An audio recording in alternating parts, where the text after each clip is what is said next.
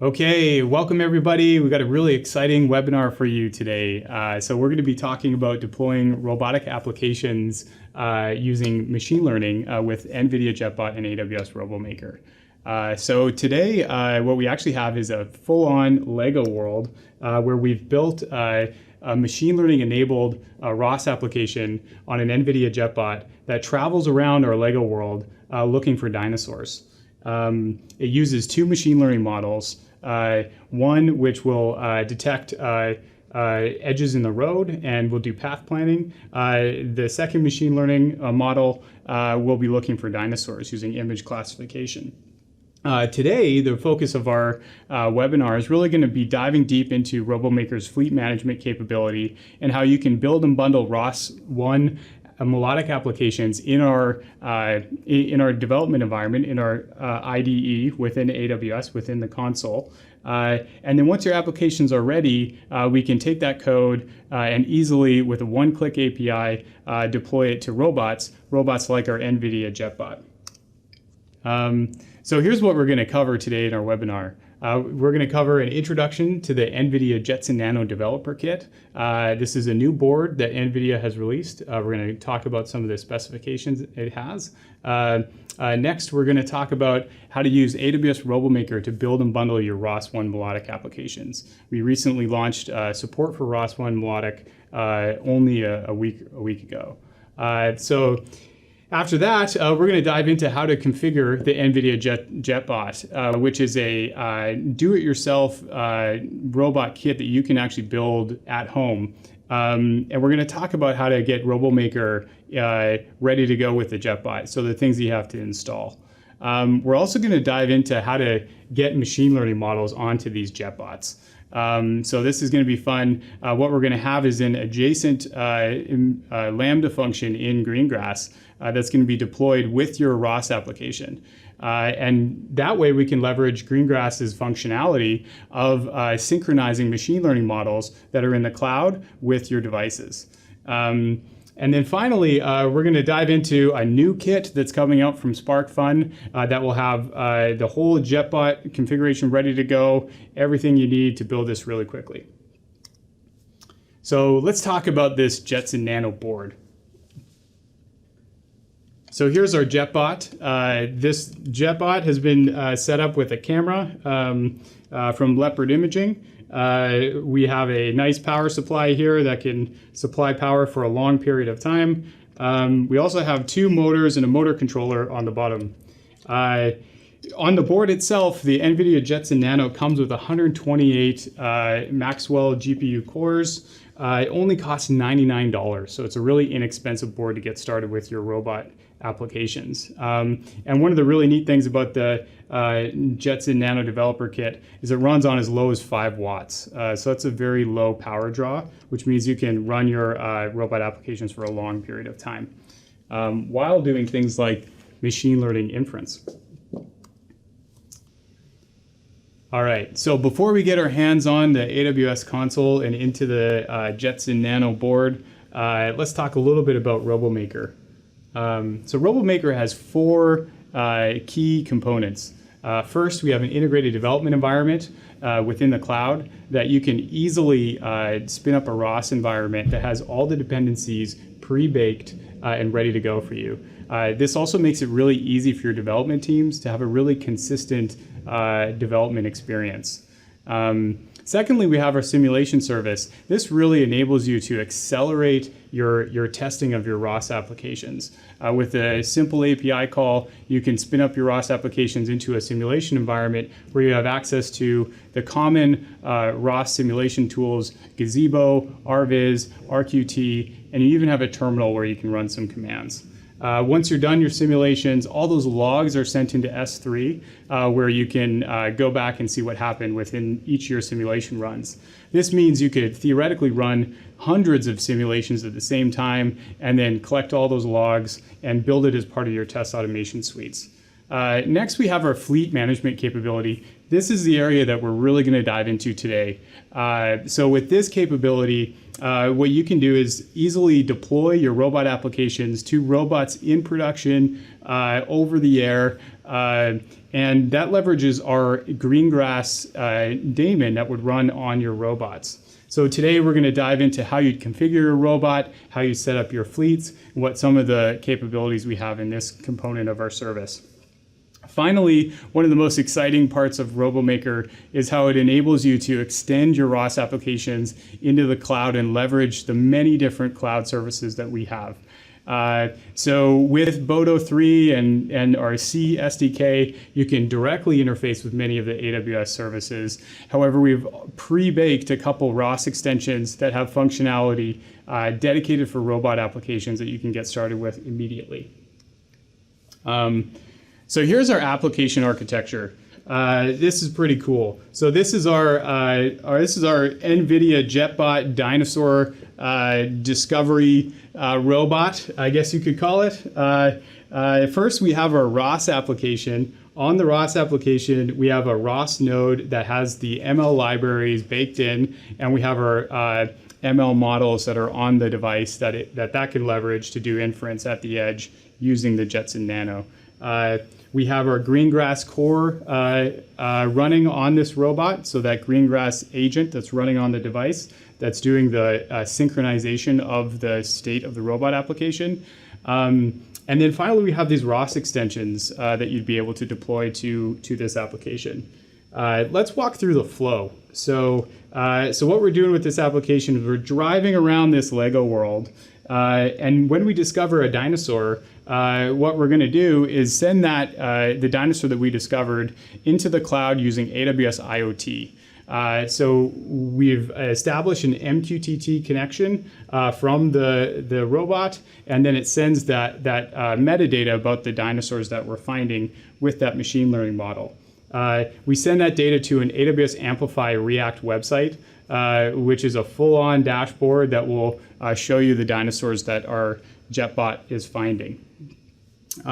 Next, when the robot discovers a dinosaur that is unknown or that it doesn't know the type of dinosaur that it found, what we're going to want to do is retrain our models in the future so we can identify those dinosaurs. So when we find something that's likely a dinosaur, but it's a dinosaur that we couldn't fully identify, at that point, that image is going to be uploaded into S3, where we can go and label those images with services like Amazon's SageMaker Ground Truth, and then retrain our model. And once that model has been retrained and ready, you can leverage some of the capabilities that I'm going to describe today to push those new models back down to the edge and leverage them within your robots. All right, well, without any further ado, let's do this. Let's build. So the first thing that I'm going to show you guys is the Cloud9 integrated development environment. So this is where you can connect with RoboMaker and start building these ROS applications. So before we start, I'll just give you the lay of the land of the Cloud9 IDE. So first of all, on the left here, you have your environment. These are all your files that you're going to be working on. We have our robot application files here right now in this application. I would call it the AWS Nvidia sample RoboMaker application. On the left here, we have our editor, so that's where we can make some code changes. And on the bottom, we have a terminal. So this terminal is actually an EC2 instance that's running within your AWS environment and has credentials through the AWS CLI that you can use to access various things within your AWS environment. On the top, we have a couple interesting drop-down menus that are dedicated for RoboMaker. So first, we have Run, where you can easily build and bundle applications. You'll notice that I've loaded up the Dinobot robot and simulation into the Run menu. You can do that by simply pressing Add or Edit Configurations. And in here, you can see all the metadata around how you'd run those actions to build and bundle your ROS applications, to then run a simulation job. And then finally, you can have workflows. If you're doing multiple of these steps together, you can combine them all within a single click. If you ever want to use a different configuration file, so this is simply a JSON file that exists within your environment, you can just press Switch Config, and go navigate to the RoboMaker settings file that's with your application, and you can load up a new config.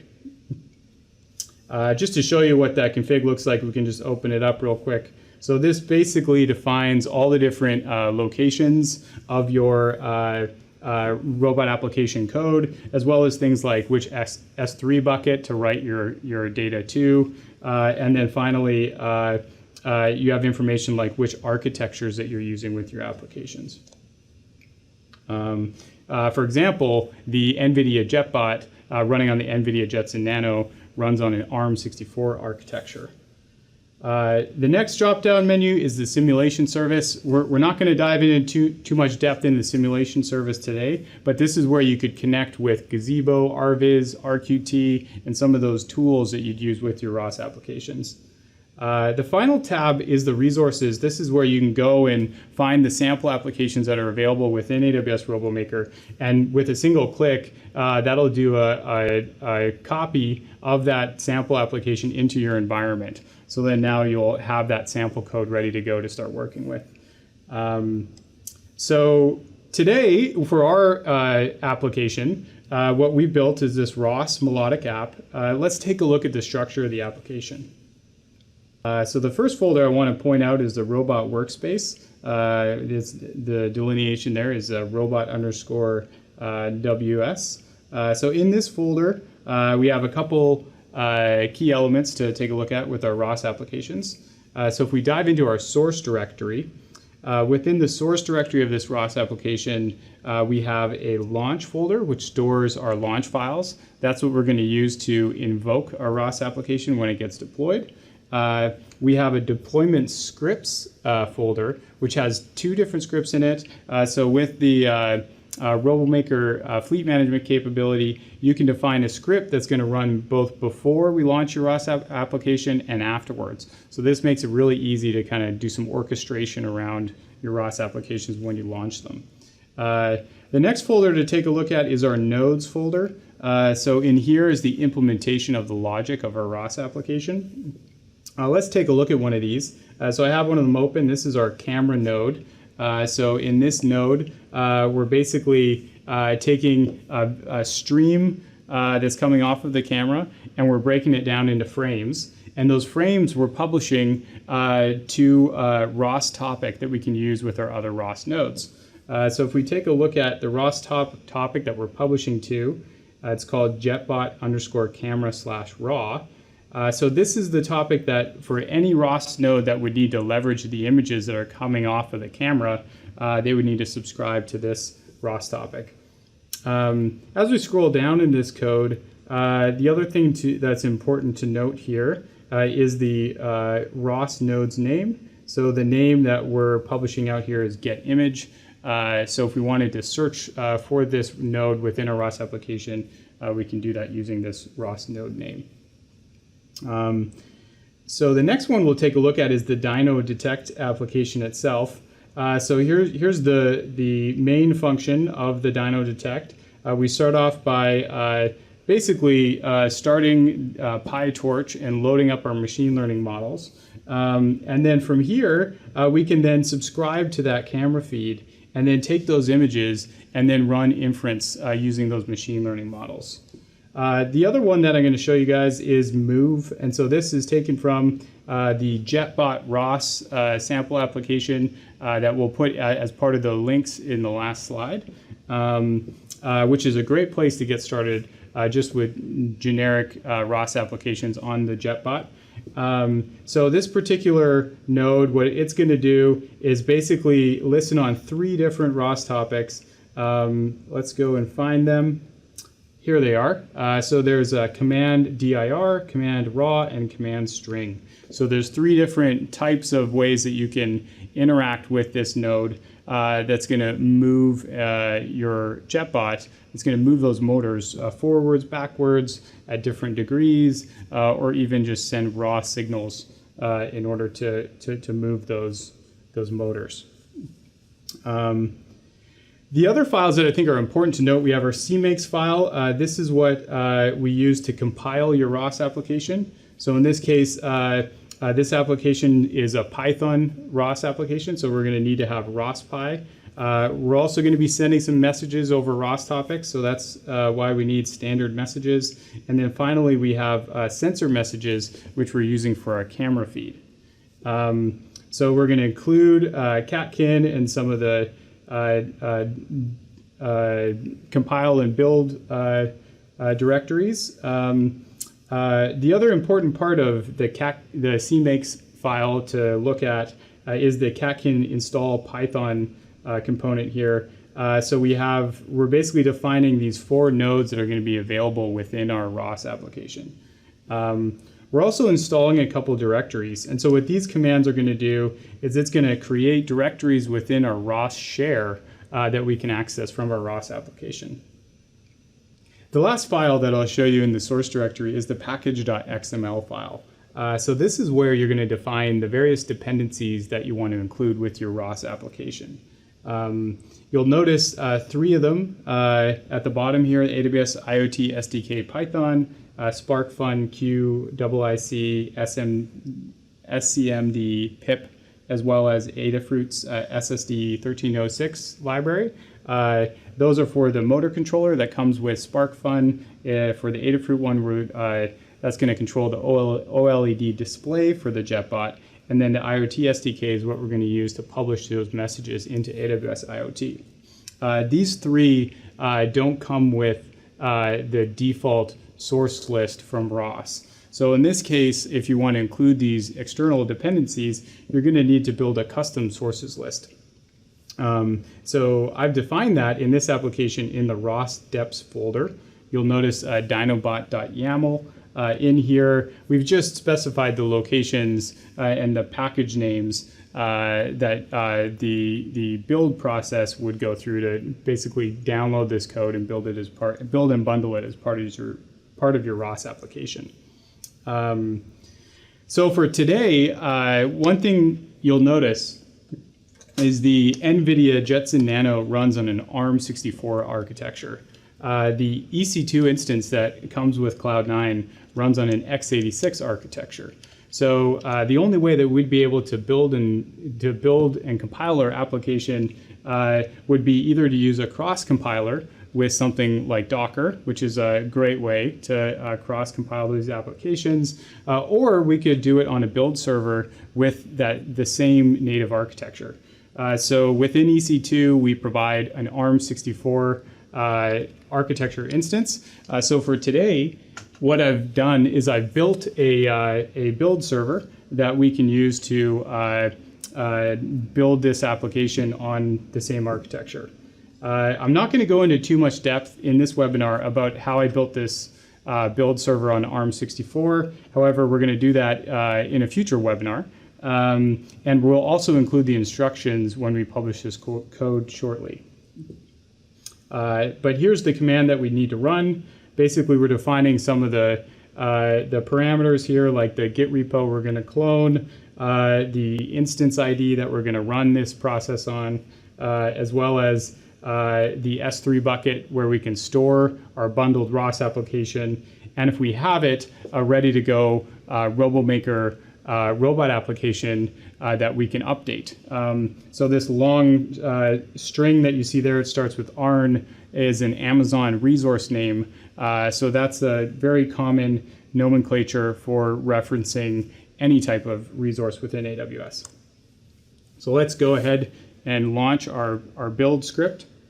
So right now, it's kicked off the build job on this EC2 instance, and we're waiting for it to complete. So this will take roughly 60 seconds to 70 seconds. I have pre-built some of the components, so that has sped up the process. Once it's complete, all the logs are going to get dumped out through this build script that I created into our Cloud9 environment so we can see what happened.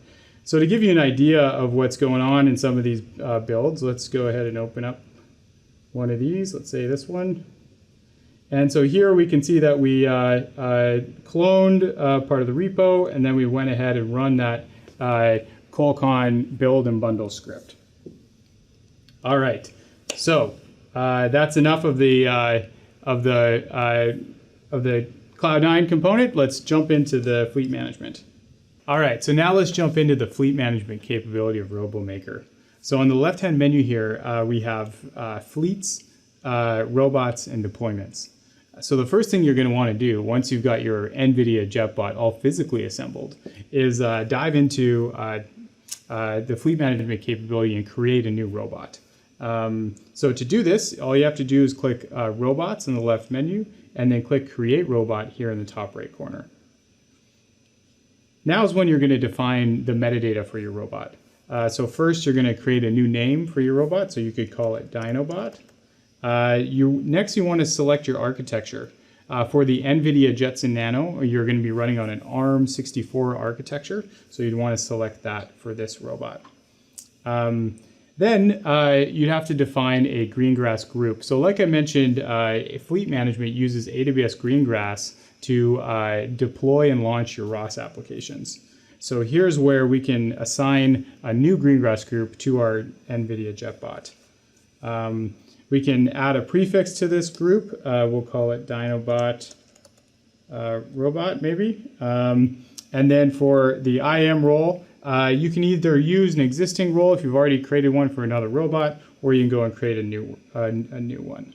And then once you've just decided to create a new role, you want to put in an IAM role name. So we could call this our Dinobot robot execution role. Great. And then like many resources within AWS, you can also apply tags. Now, luckily, I've already created a robot for our use today. So I'll just go ahead and open this robot just to show you the metadata that is included with your robots. This robot is part of the fleet Dinobots. So when we want to do a deployment with RoboMaker, your robots are going to have to be within a fleet. Fleet can consist of many robots, and the idea here is you'd be able to write your application code once and deploy to many robots out there in production, in your production robot fleets. So once we're ready to do a deployment, all we'd have to do is go and create a new deployment, and what it's going to do is it's going to leverage the robot application that we built and bundled in Cloud9 a little bit earlier, and it's going to then deploy the application out to our Nvidia JetBot. But before we run our deployment, let's dive into how we're going to be deploying these machine learning models. So like I mentioned, since RoboMaker is using Greengrass, we can actually deploy some Lambda functions to go along with our ROS application. So in this case, what we've created is if we open up the Greengrass group that's been created for this robot,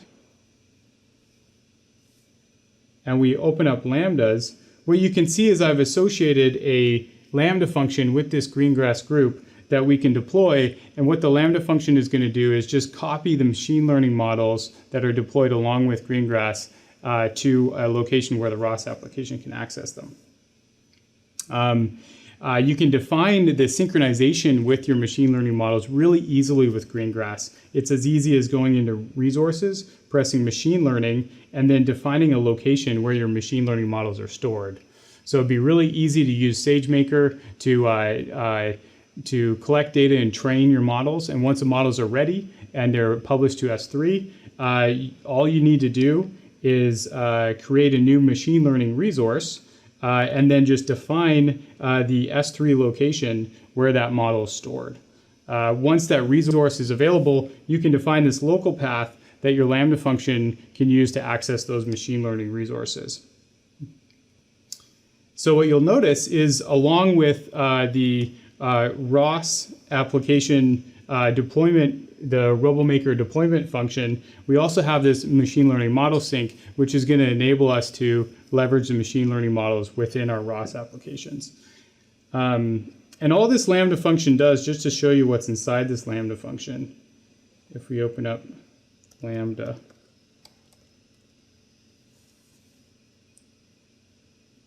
open up model sync.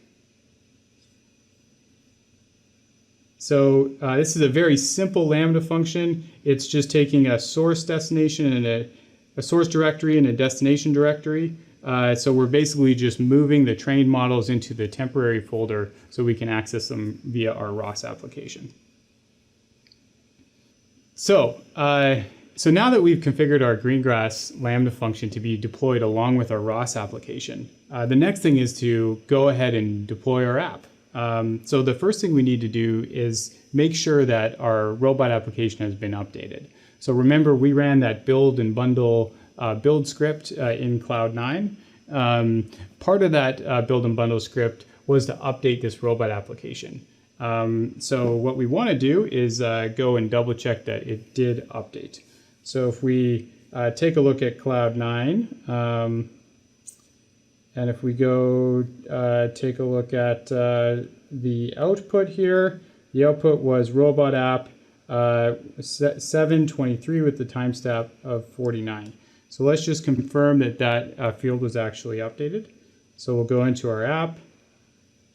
So to check this, all you need to do is click on the latest link here. And this will give you some more information about the sources. You'll notice here that this is correct, 72302 with the timestamp that matches what our build server produced. If you did want to update though, all you have to do is press update.